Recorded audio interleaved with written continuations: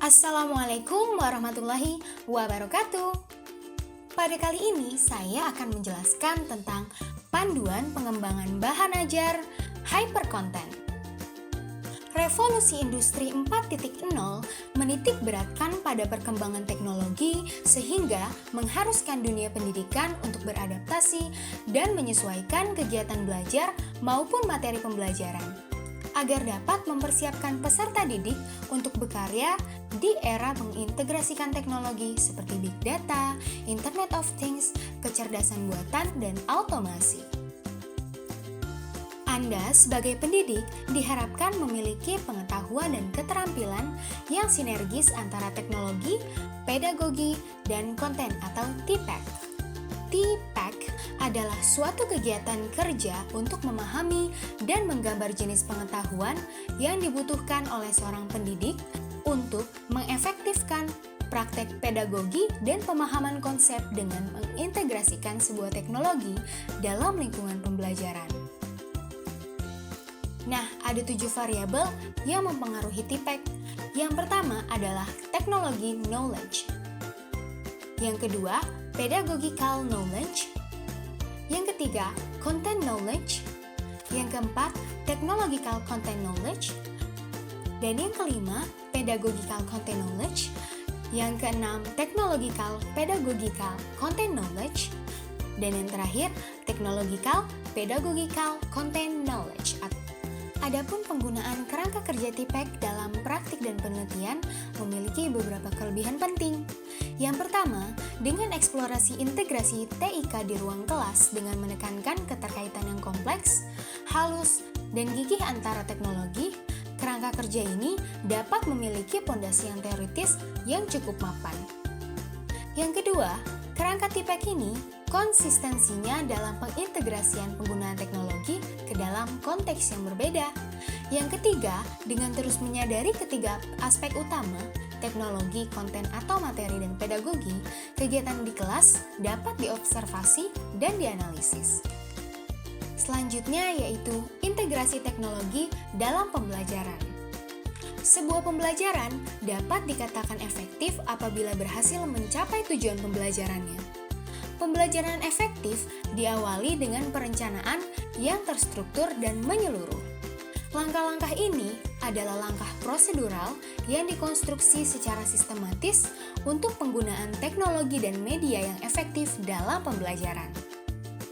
Nah, langkah-langkah yang harus dilalui untuk mengintegrasikan teknologi dan pembelajaran diantaranya yang pertama, menganalisis peserta didik, merumuskan standar dan tujuan, memilih strategi dan sumber, memanfaatkan sumber, merangsang partisipasi peserta didik, serta mengevaluasi dan merevisi. Nah, yang pertama kita mulai bahas dari menganalisis peserta didik. Nah, menganalisis peserta didik terdapat 2 karakteristik. Yang pertama, karakteristik umum. Informasi umum dapat diketahui dari catatan identitas peserta didik. Anda dapat menggunakan informasi umum ini seperti usia dan suku bangsa untuk memahami pola perilaku dan sikap sosial peserta didik.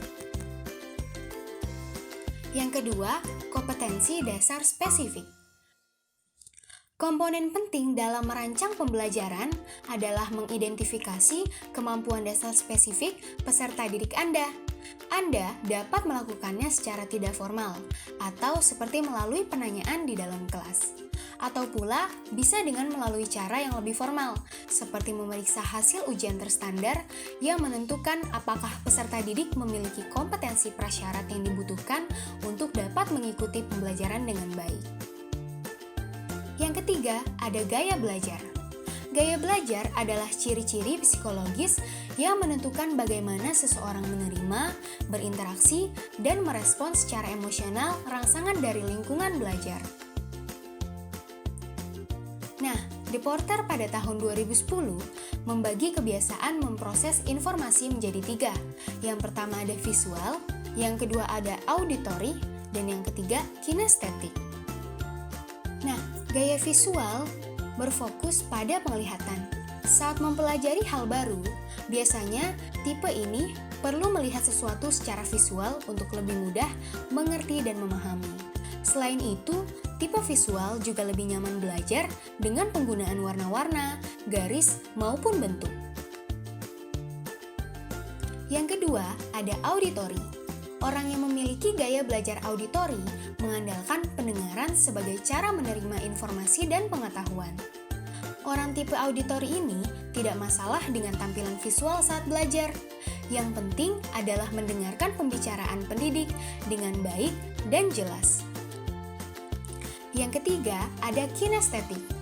Gaya belajar ini menyenangi belajar yang melibatkan sebuah gerakan.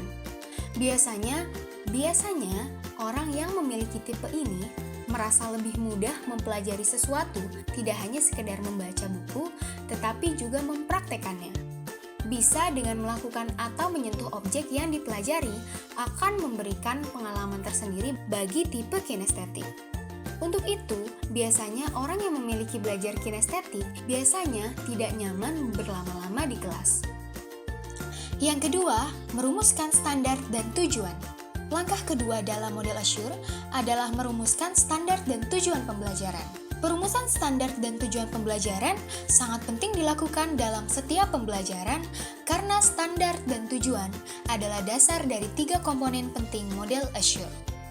Nah, ketiga komponen tersebut adalah yang pertama, dasar untuk pemilihan strategi, teknologi, dan media. Yang kedua, dasar untuk penilaian. Dan yang ketiga, dasar untuk harapan belajar peserta didik. Selanjutnya ada rumusan ABCD untuk tujuan pembelajaran yang baik. ABCD adalah rumusan tujuan pembelajaran yang menyediakan proses mudah untuk menyatakan tujuan pembelajaran. Untuk siapa tujuan pembelajaran itu dirancang, kegiatan atau pengalaman belajar yang akan dilaksanakan, kondisi, kegiatan, atau kinerja yang akan diobservasi pada perancangan pembelajaran, serta ukuran penguasaan peserta didik terhadap sebuah pengetahuan, keterampilan, atau sikap. Ada audience. Tujuan pembelajaran fokus kepada apa yang akan diketahui dan mampu dilakukan peserta didik setelah melaksanakan pembelajaran. Untuk itu, sangat penting untuk menyatakan siapa peserta didik dengan jelas. Behavior. Hal terpenting dalam tujuan pembelajaran adalah kata kerja yang menggambarkan kemampuan baru yang akan dimiliki peserta didik setelah melaksanakan pembelajaran. Kata kerja ini dinyatakan sebagai kegiatan yang dapat diamati seperti mendefinisikan, mengkategorikan, atau mendemonstrasikan. Selanjutnya adalah memilih strategi dan sumber. Langkah selanjutnya untuk merancang pembelajaran yang mengintegrasikan teknologi dan media yang tepat adalah pemilihan strategi pembelajaran dan sumber belajar sistemis yang termasuk di dalamnya adalah teknologi atau media dan materi pembelajaran. Yang pertama adalah memilih strategi.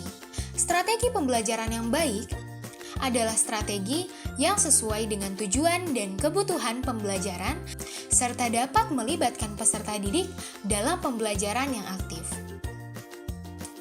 Yang kedua ada memilih sumber.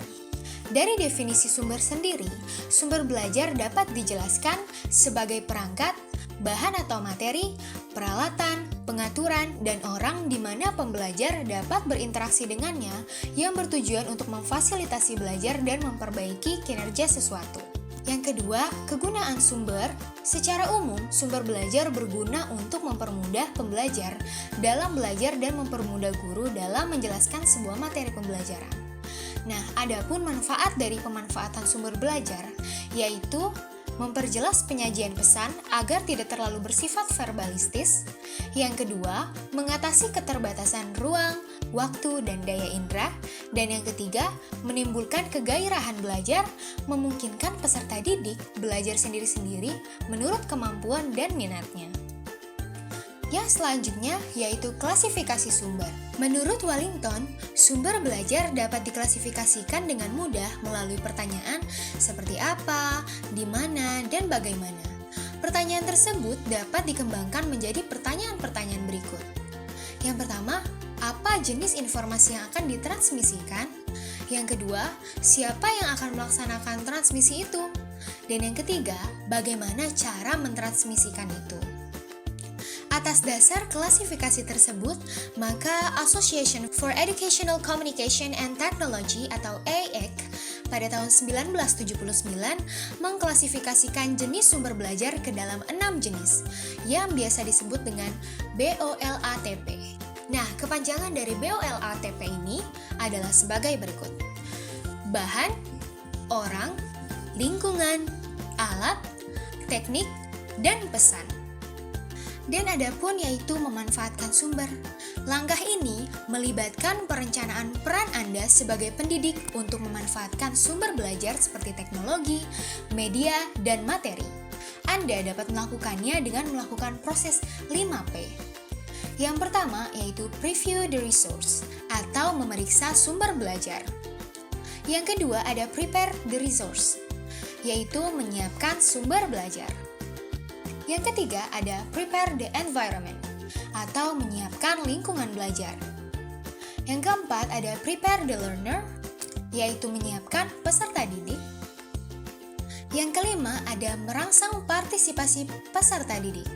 Seperti yang dijelaskan oleh Bloom, Engelhardt, First, Hill, dan Krathwohl pada tahun 1956, lebih dari 50 tahun yang lalu, ekonomi global saat ini akan menuntut peserta didik untuk dapat memiliki pengalaman dan praktek dalam menerapkan, menganalisis, mensintetis, dan mengevaluasi daripada hanya sekedar mengetahui dan memahami informasi.